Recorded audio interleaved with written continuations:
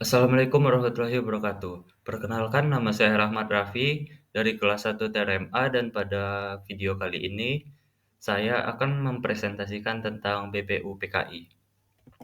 Latar belakang terbentuknya BPU PKI yaitu posisi Jepang yang semakin terdesak karena Perang Asia Pasifik pada akhir tahun 1944 yang melatar belakangi dibentuknya BPU PKI. Ketika posisi Jepang terdesak, rakyat Indonesia pun semakin gencar melakukan pemberontakan untuk menuntut kemerdekaan. Dalam kondisi tersebut, Jepang pun memutuskan untuk membentuk BPU PKI sebagai wujud memenuhi janji untuk memberikan kemerdekaan kepada rakyat Indonesia. Namun, Jepang sebenarnya memiliki motif lain dalam pembentukan BPU PKI, yaitu menarik simpati rakyat Indonesia dan mempertahankan sisa-sisa kekuatan mereka. Dengan membentuk BPU PKI, Jepang berupaya membuat pribumi percaya bahwa mereka adalah pembebasan Indonesia dari penjajahan pemerintahan kolonial Belanda dan sekutu. Bukan hanya itu, Jepang juga masih berharap Indonesia bersedia membantu mereka dalam Perang Asia Pasifik melawan sekutu. Tujuan dari pembentukan BPU PKI oleh Jepang yaitu menarik simpati rakyat Indonesia untuk membantu Jepang dalam melawan sekutu. Kala itu, Jepang menjanjikan kemerdekaan dan melaksanakan politik kolonial pada 1 Maret 1945. Mempelajari dan menyelidiki sesuatu yang berhubungan dengan pembentukan negara Indonesia Merdeka atau mengenai tata pemerintahan Indonesia Merdeka. Sejarah pembentukan BPU PKI. Menurut sejarah BPU PKI, berdirinya BPU PKI pada tanggal 29 April 1945. Kemudian di tanggal 28 Mei 1945, dilangsungkanlah upacara peresmian pada Badan Usaha Persiapan Kemerdekaan, yang saat itu bertempat di Gedung Chuo-Sangi yang berada di Jalan Pajambon. Kini jalan tersebut telah menjadi Departemen Luar Negeri di Jakarta. Upacara peresmian BPU PKI dihadiri juga oleh dua orang pejabat Jepang yang bernama Jenderal Itagaki, yang merupakan Panglima Tentara ke-7 yang memiliki markas di Singapura. Dia bersama dengan Letnan Jenderal Nagano, yang merupakan Panglima Tentara yang ke-16 yang masih baru saat itu. Dalam kesempatan tersebut, dikibarkanlah bendera Jepang yang dilakukan oleh Mr. A.G. Pringgadigo, lalu disusul dengan pengibaran bendera merah putih oleh Tayohiko Masuda untuk memperoleh dukungan dan juga simpati dari bangsa Indonesia dan janji Jepang dalam memberikan kemerdekaan untuk Indonesia. Dibentuklah BPU PKI tersebut. Tugasnya yaitu untuk menyelidiki segala hal yang berkaitan dengan persiapan kemerdekaan. Pada hari yang sama, diumumkanlah nama ketua, wakil, dan sebagian anggota di BPU PKI tersebut. Sejak berdirinya BPU PKI, bendera Indonesia boleh dikibarkan dan berdampingan dengan bendera Jepang. Sidang BPU PKI yang pertama.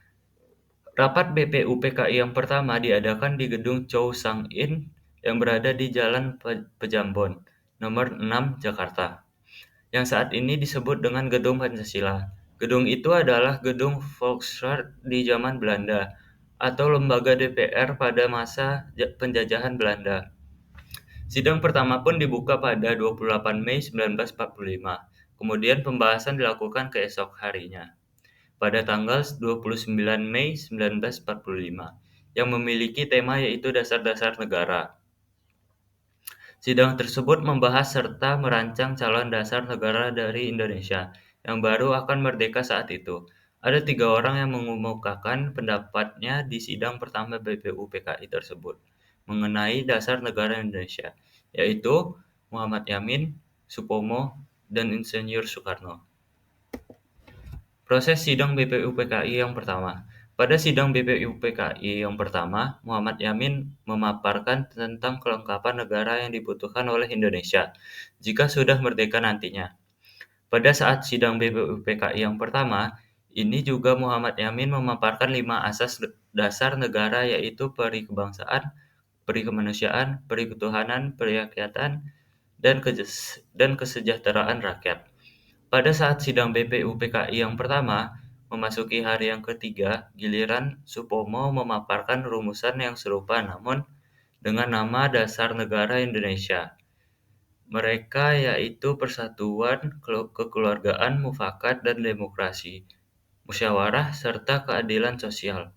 Lalu pada sidang BPUPKI yang pertama memasuki hari terakhir atau tepatnya pada tanggal 1 Juni 1945, Insinyur Soekarno mengenalkan 5 sila yang terdiri dari kebangsaan Indonesia, internasionalisme dan peri kemanusiaan, mufakat atau demokrasi, kesejahteraan sosial, dan ketahanan yang Maha Esa. Hasil sidang BPUPKI yang pertama adalah ditetapkannya Pancasila sebagai nama dasar negara Indonesia. Jadi istilah Pancasila yang sudah muncul dalam sidang BPUPKI dikemukakan oleh Insinyur Soekarno. Selain menetapkan Pancasila sebagai dasar negara, hasil sidang pertama BPUPKI lainnya adalah menetapkan Panitia 9, yang tugas ke-9 panitia tersebut adalah untuk mengidentifikasi rumusan dasar negara yang tadinya disampaikan dalam sidang pertama. Jadi rumusan-rumusan dasar negara yang dipaparkan oleh beberapa tokoh akan dibawa dalam rumusan Piagam Jakarta atau Jakarta Charter pada tanggal 22 Juni 1945. Sidang kedua BPUPKI. Rapat kedua yang dilakukan oleh BPUPKI berlangsung pada tanggal 10 hingga tanggal 17 Juli 1945. Topik pembahasannya adalah mengenai wilayah negara rancangan UUD, bentuk negara, ekonomi dan keuangan, pendidikan dan pengajaran, wilayah negara dan pembelaan negara. Terbentuklah panitia yang jumlah anggotanya yaitu 19 orang di rapat kedua ini. Pembahasannya adalah rancangan UUD yang dimana ketuanya adalah Insinyur Soekarno. Panitia lainnya yang juga dibentuk saat itu adalah Panitia Pembelaan Tanah Air. Panitia tersebut diketuai oleh Abikusno Djokrosojoso dan Panitia Ekonomi serta Keuangan di mana ketuanya adalah Muhammad Atta. Dari hasil suara itu, wilayah Indonesia yang merdeka juga sudah ditentukan. Wilayah yang telah ditentukan tersebut meliputi wilayah lainnya di Hindia Belanda, yaitu Borneo Utara, Timur Portugis, Malaya, Borneo Utara, dan beberapa pulau yang ada di sekitarnya. Persidangan yang kedua dari BPUPKI ini terjadi pada tanggal 14 Juli 1945. Hasil sidang BPUPKI yang kedua ialah pernyataan untuk Indonesia Merdeka, batang tubuh yang berasal dari UUD, dan pembukaan UUD. Pengaruh BPUPKI menjelang kemerdekaan.